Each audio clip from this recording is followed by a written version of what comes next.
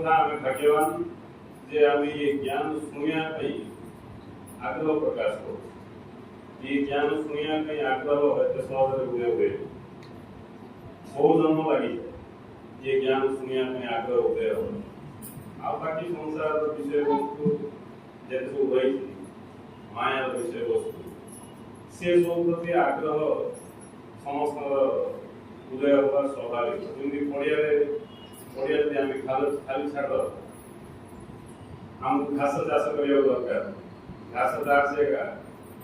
पड़िया घास मंजी बुणी दरकार नहीं घास को आम फल दरकार घास चाषेगा फल भूमि चाषेगा घास बाहर कि गम की दान जब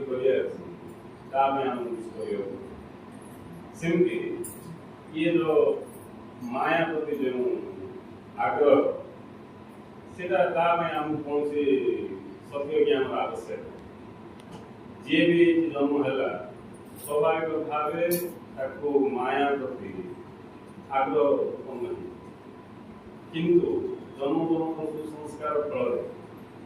जन को सत्य को जाना आग्रह दिया तेणु आम समस्ते भाग्यवान ये समाज एत लोक अच्छा कहीं आम सत्य को जाना आग्रह प्रकाश कर जी सत्य को जाना आग्रह प्रकाश कला तार शुभ बेला उदय है देखो जो ज्ञान आम पाखे ना से ज्ञान फल आम जाना जो जिन आम व्यवहार करूँ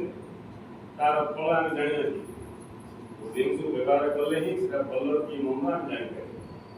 सेमती आम पाखे जो ज्ञान अच्छे आम पाखे मैंने पूर्व ज्ञान को छाड़ी अन्य ज्ञान अच्छे आम पाखे जो ज्ञान रही से ज्ञान विषय आम जाने किंतु सत्य ज्ञान फल कौन आम जदि से ज्ञान लाभ करने जाना केमती जी जाना इच्छा कर सत्य ज्ञान लाभ कला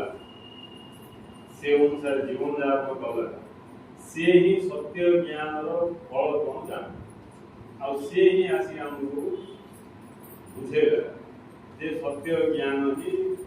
मनुष्य को आनंद प्रदान कर सत्य ज्ञान ही मनुष्य को